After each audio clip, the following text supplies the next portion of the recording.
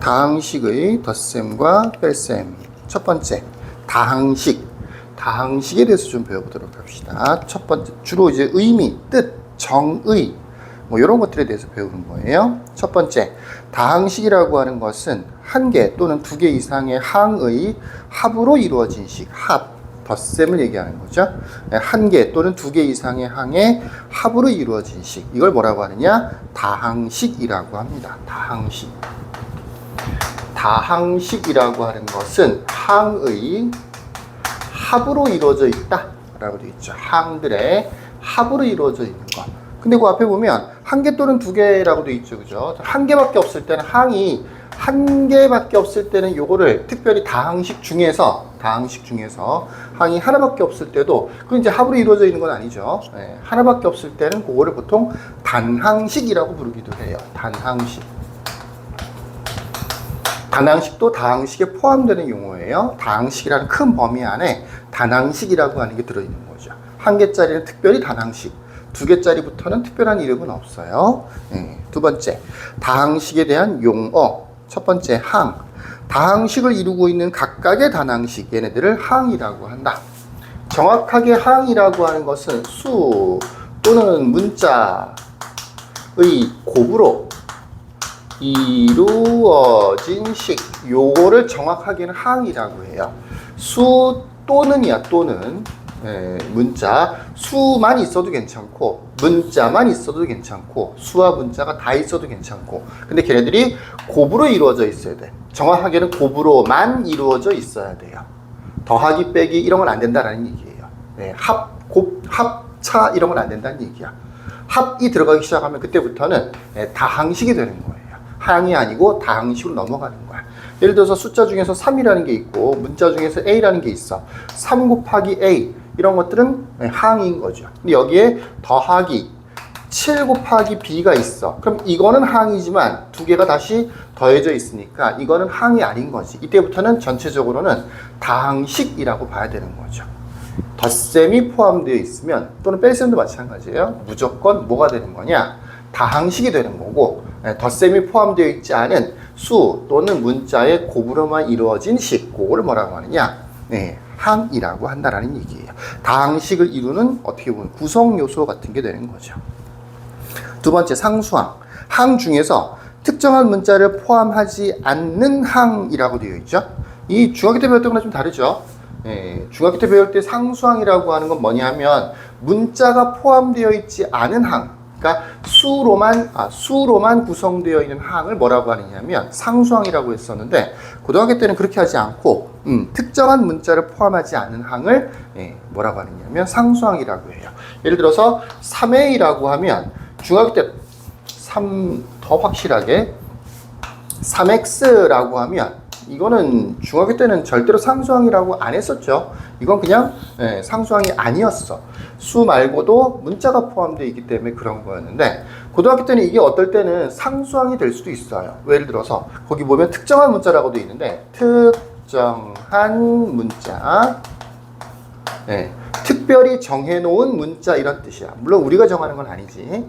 문제를 출제하는 사람들이 특별히 정해놓은 문자. 예를 들어서 특별히 정해놓은 문자가 Y야, Y. 그러면 이 항 안에는 Y라는 문자가 섞여 있지 않단 말이야. 특정한 문자 Y가 없단 말이지.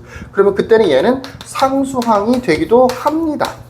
근데 만약에 특정한 문자가 Y가 아니고 X였어. 그럼 X라는 문자는 들어있지. 그때는 상수항이 아닌 게 되는 거죠. 그러니까 특정한 문자를 어떻게 주느냐에 따라서 상수항이냐 아니냐가 바뀔 수 있어. 우리는 특정한 문자에 주목해야 되는 거예요. 이 특정한 문자라고 하는 것은 2번에만 있는 게 아니고 3번에도 있고 4번에도 있고 저 뒤에 6번에도 있어요. 예전에는 중학교 때는 이 특정한 문자라는 표현을 안 썼었는데 고등학교 때는 특정한 문자를 씁니다. 그럼 이제 어떤 식으로 출제자가 특정한 문자를 정해주느냐? 그 맨 밑에 있는 개념 체크 1번 문제를 좀 잠깐 보세요. 풀이를 하진 않을 거예요. 다항식 이렇게 있고, 그 다음에 밑줄 한번 쳐보세요. Y에 대하여, 그 다음에 뭐 내림차순으로 오름차순으로 각각 정리하시오라고 되어 있는데, 이 Y에 대하여라고 하는 표현 있죠. 요게 특정한 문자를 나타내주는 방법이야. Y에 대하여 또는 뭐 X에 대하여 A에 대하여 이런 식으로 표현을 해줘요.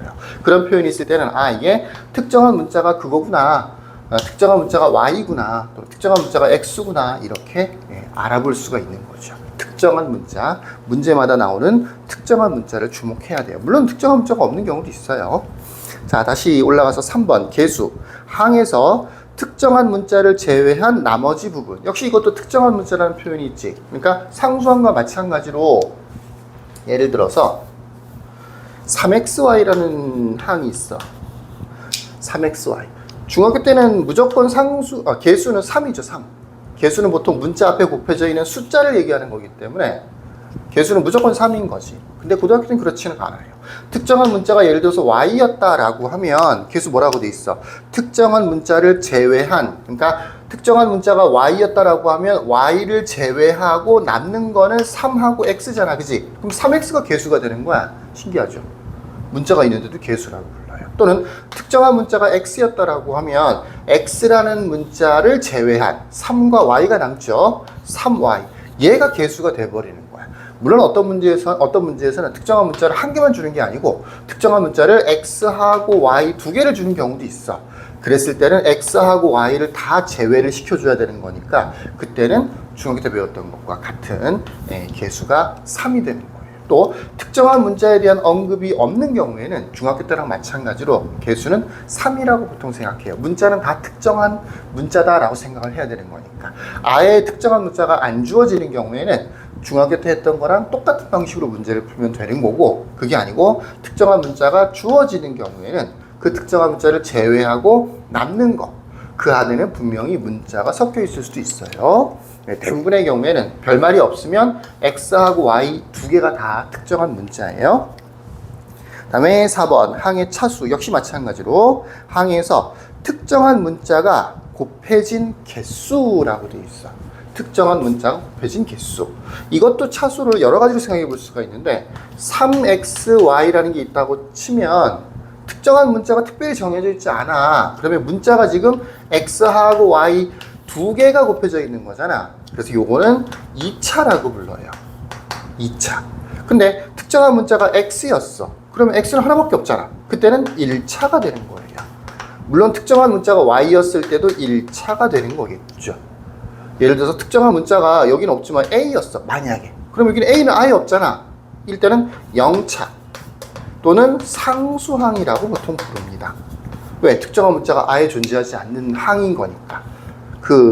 2번에 있었던 상수항과 같은 뜻이 돼버리는 거죠. 무슨 얘기인지 이해가 되시겠죠? 그래서 고등학교에서 다항식을, 특히 항을 이렇게 구분할 때는 뭐가 되게 중요하다? 특정한 문자라는 게 굉장히 중요하다. 중학교 때보다 조금 더 세분화됐다라고 생각하시면 돼요. 5번 다항식의 차수. 다항식에서 차수가 가장 높은 항의 차수. 이건 잘 알고 있죠. 네. 차수가 가장 높은 항의 차수. 차수들을 다 더하는 게 아니야. 가장 높은 항이 있어. 그 차수가 다항식 자체의 차수가 되는 거야. 차수는 두 가지로 사용이 되는 거야. 차수라는 말은 항 하나하나에도 차수라는 게 있는 거고, 식 전체, 다항식 전체에도 차수라는 게 있어. 항 하나하나의 차수는 특정한 문자가 몇 개 곱해져 있는지, 각각의 항마다 몇 개 곱해져 있는지를 보는 거고, 다항식의 차수라고 하는 것은 그 항들의 차수 중에서 제일 높은 거, 가장 큰 거, 차수 가장 높은 거, 요것의 차수를 그대로 따라간다라는 얘기예요. 그 다음에 6번 동류항. 특정한 문자에 대한 차수가 같은 항이라고 되어 있죠. 동류항. 특정한 문자에 대한 차수가 같은 항. 전반적으로 보면 중학교 내용과 겹치는 부분도 있고 다른 부분도 있어요.